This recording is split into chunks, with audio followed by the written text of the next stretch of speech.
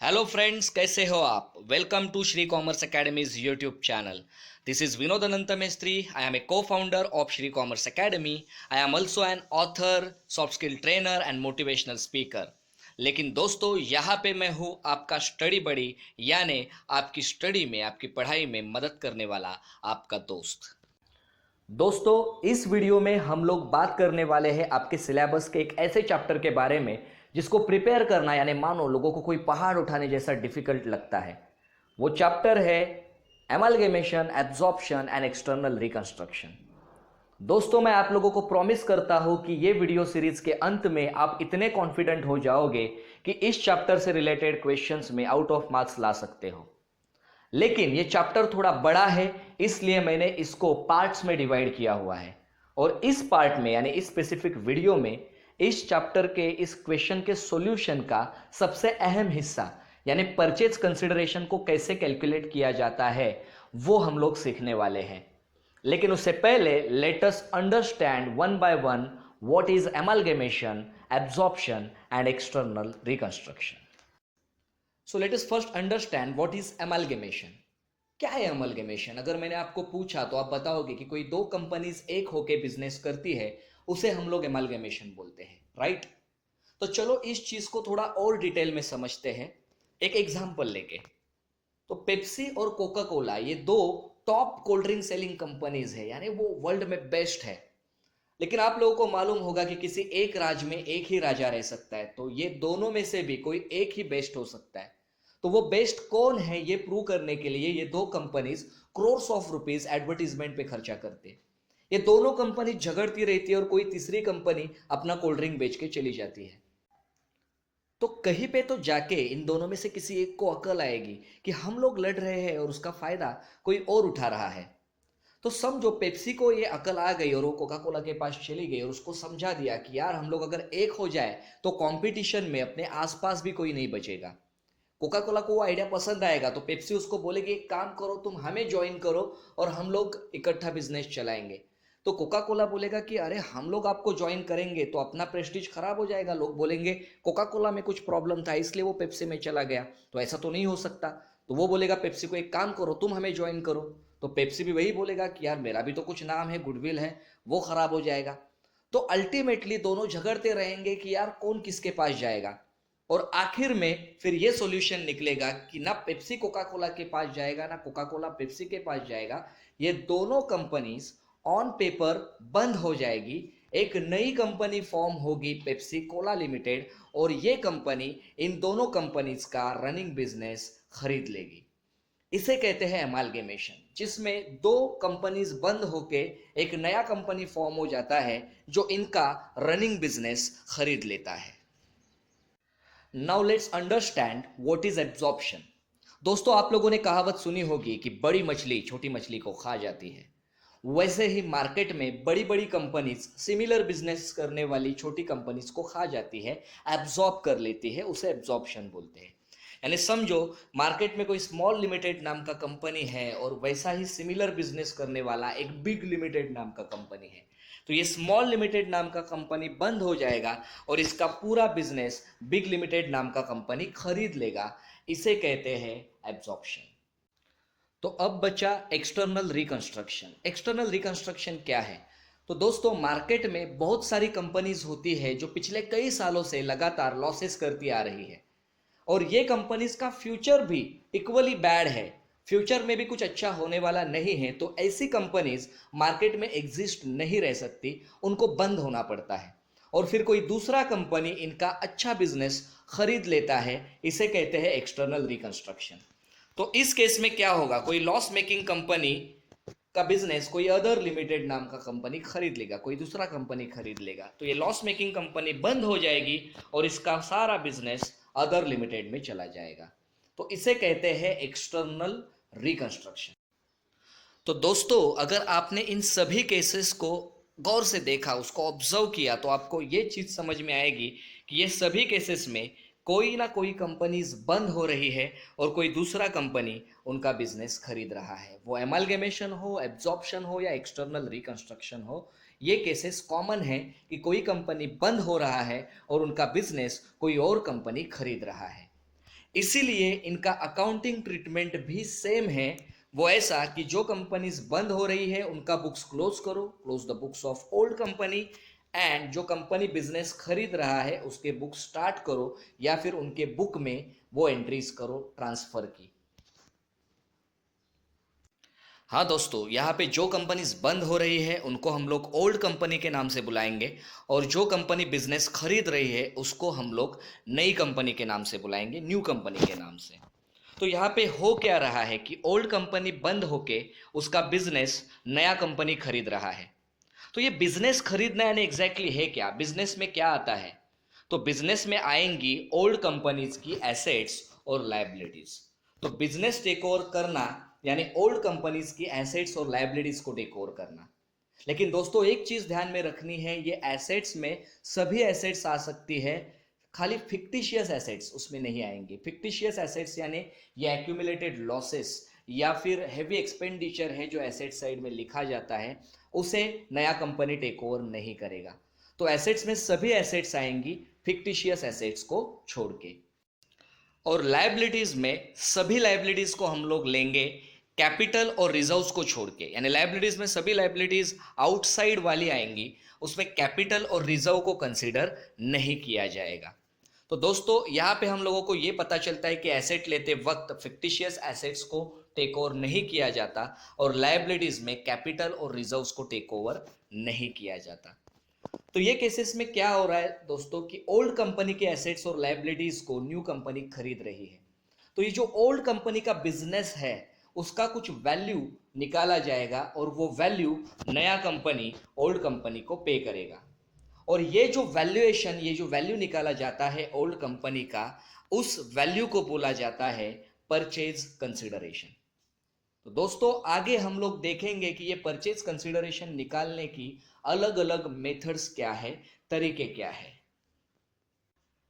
ये PC calculate करने का पहला मेथड है लमसम मेथड। वैसे तो कैलकुलेट ये वर्ड यहाँ पे यूज नहीं हो सकता क्योंकि इस मेथड में पीसी जो है वो आपको आपके सम में रेडीमेड दिया होता है। इसका मतलब आपको उसको अलग से कैलकुलेट करने की ज़रूरत है नहीं।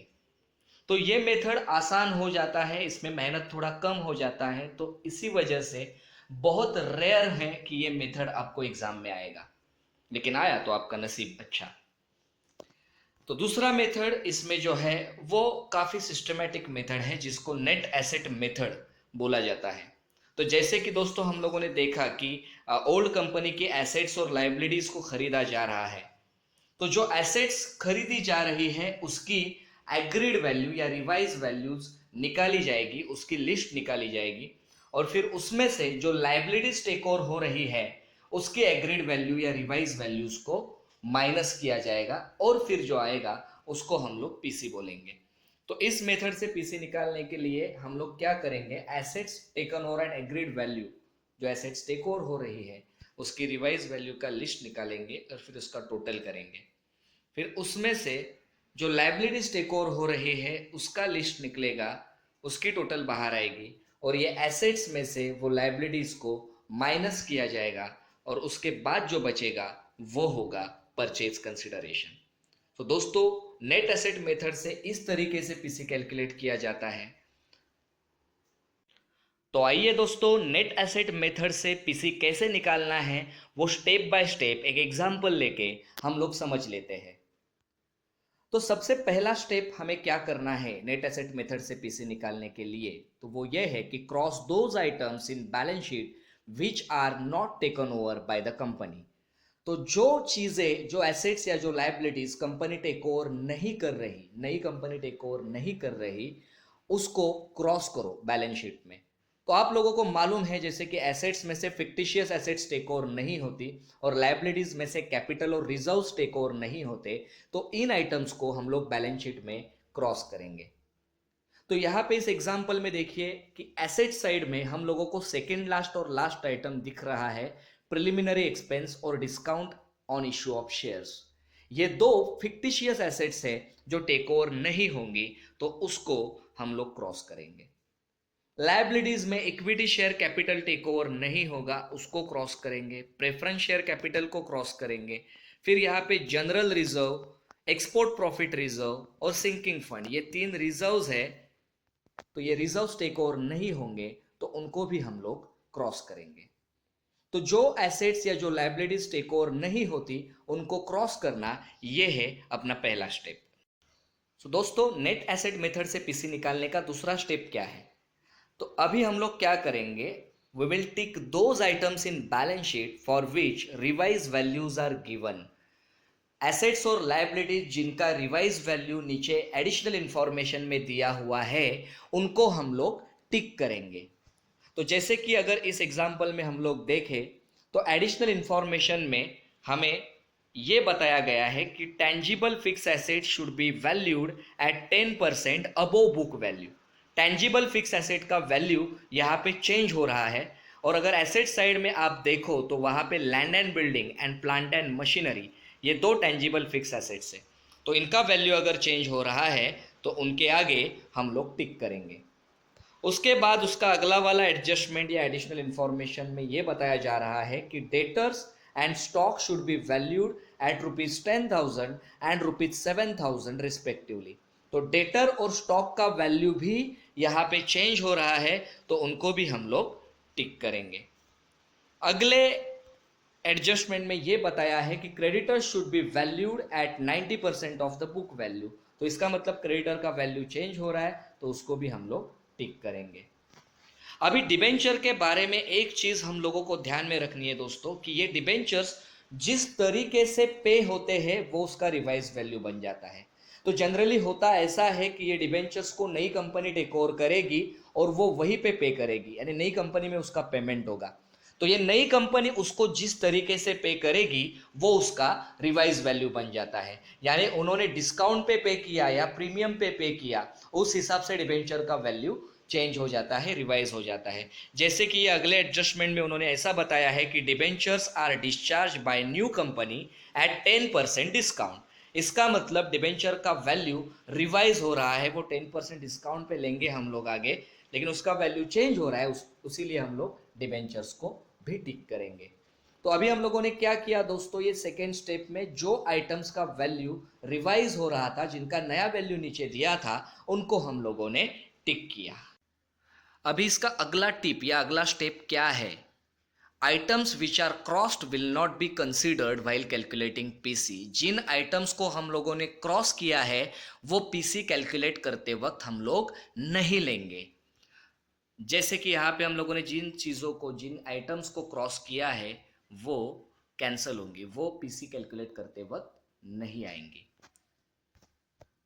Items which are tick mark should be taken at revise values given. अभी जिन आइटम्स को हम लोगों ने टिक मार्क किया है उसको हम लोग नेट एसेट मेथड में लेते वक्त रिवाइज वैल्यू पे लेंगे। तो पीसी निकालते वक्त उनका वैल्यू हम लोग रिवाइज लेंगे। जैसे कि आपको याद होगा तो land and building and plant and machinery के बारे में क्या बताया था, इनका वैल्यू 10% बढ़ेगा। तो लैंड एंड बिल्डिंग का 20,000 का वैल्यू 10% ऐड करके लेंगे हम लोग, और प्लांट मशीनरी का 7,000 का वैल्यू भी 10% ऐड करके लेंगे।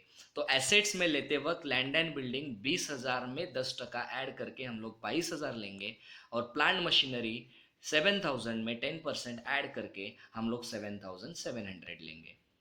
उसके बाद अगला वाला जो एडजस्टमेंट था जिसमें ये बताया था कि debtors and stock should be valued at ₹10,000 and 7,000 respectively. तो डेटर और स्टॉक का नया वैल्यू उन्होंने निकाल के दिया हुआ है, जो हम लोग पीसी निकालते वक्त कंसीडर करेंगे। तो डेटर्स 10,000 और स्टॉक 7,000 यहाँ पे लेंगे।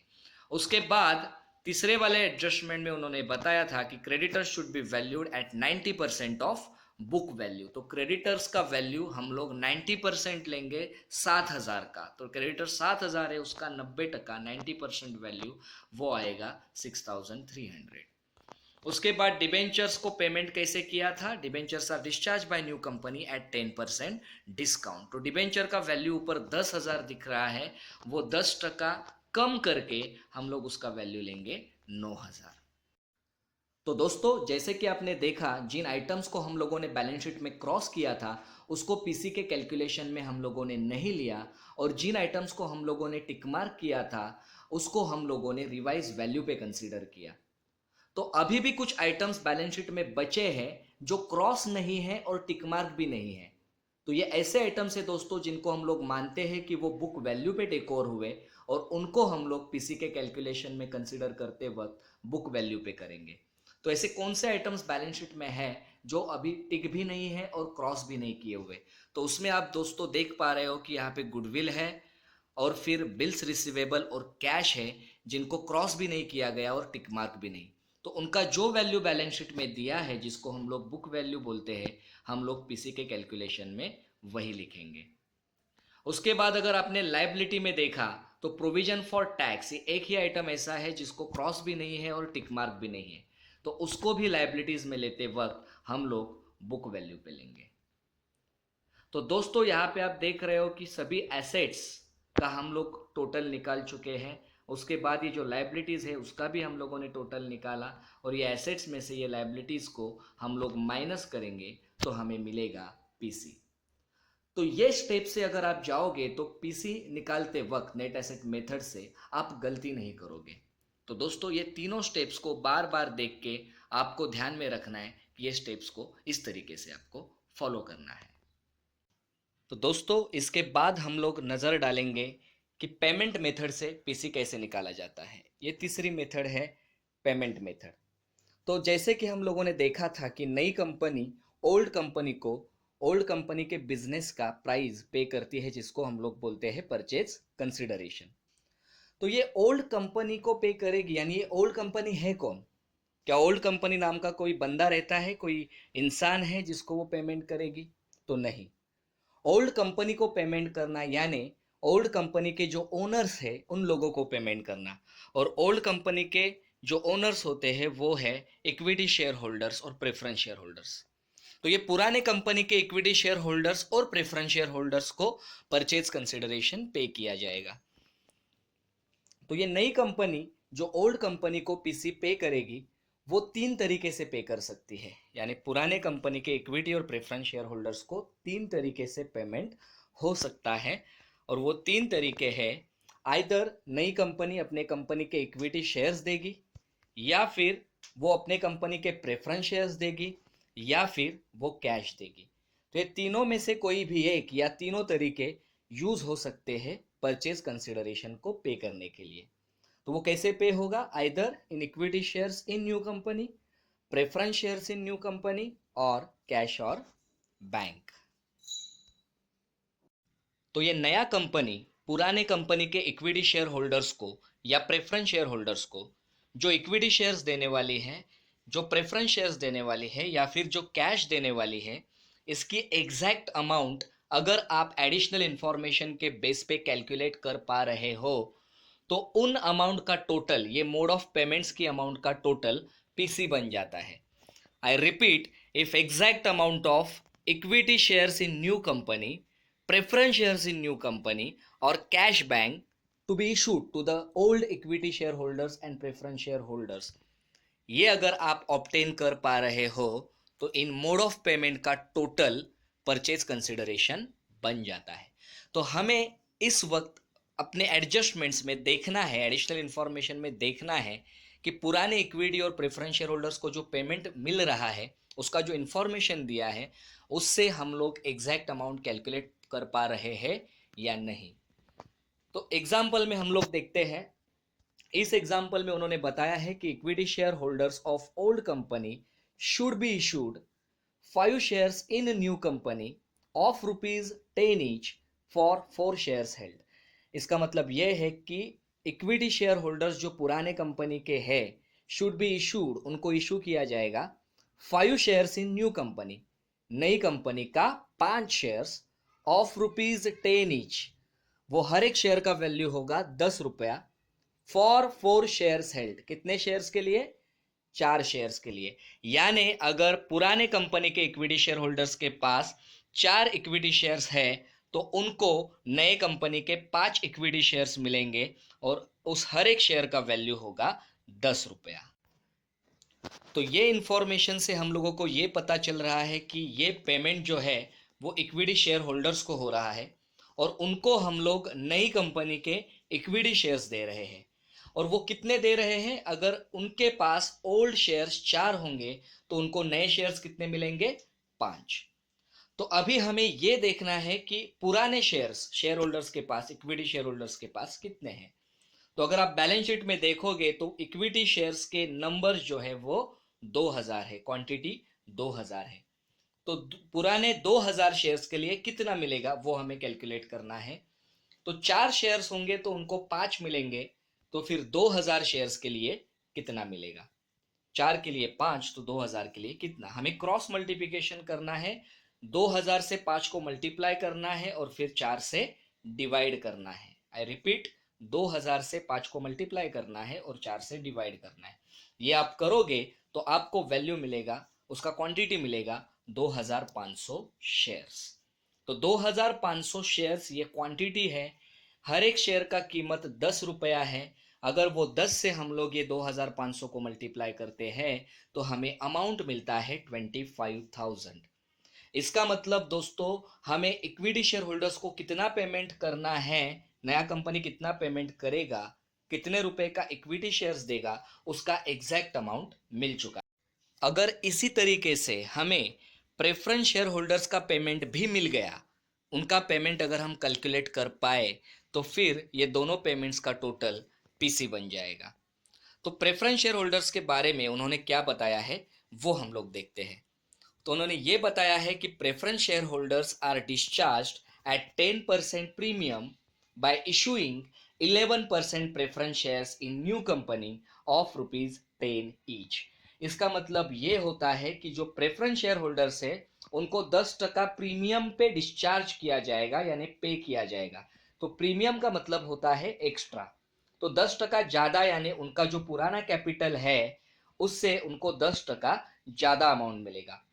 तो अभी ये हुआ अमाउंट, लेकिन उसको पेमेंट किस मोड से किया जाएगा, उनको क्या दिया जाएगा वो आगे बताया है। और वो ऐसा बताया है कि bye issuing 11% preference shares in new company of ₹10 each. तो उनको किस तरीके से पेमेंट होगा, तो उनको नई कंपनी के 11% प्रेफरेंस शेयर्स दिए जाएंगे। तो आप देखिए, प्रेफरेंस शेयर होल्डर्स का कैपिटल का अमाउंट है 10,000, तो उनको 10,000 का 10% ज्यादा मिलेगा। और क्या मिलेगा उनको, किस तरीके से पेमेंट होगा, किस मोड से होगा, preference shares in new company.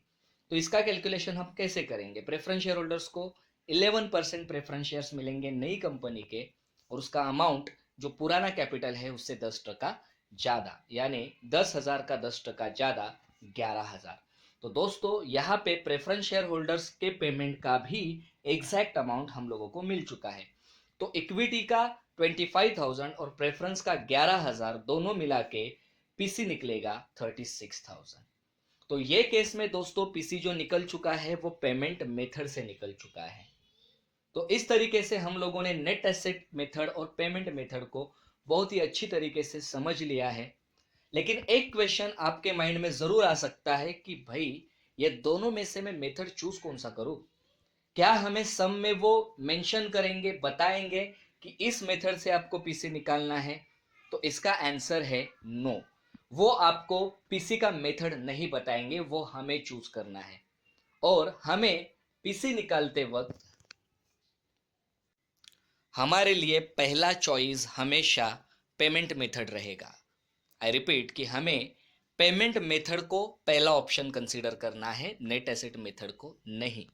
यानी हमें एडिशनल इंफॉर्मेशन में यह देखना है कि पुराने इक्विटी शेयर होल्डर्स और प्रेफरेंस शेयर होल्डर्स को जो पेमेंट का इंफॉर्मेशन दिया है उससे हम लोग एग्जैक्ट अमाउंट कैलकुलेट कर पा रहे हैं या नहीं। अगर कर पा रहे हैं तो हम लोग पेमेंट मेथड से पीसी कैलकुलेट करेंगे। अगर एग्जैक्ट अमाउंट नहीं मिल रहा है तो हम लोग नेट एसेट मेथड पे जाएंगे। तर मित्रांनो, मला खात्री आहे की हा व्हिडिओ तुम्हाला नक्कीच आवडला असेल.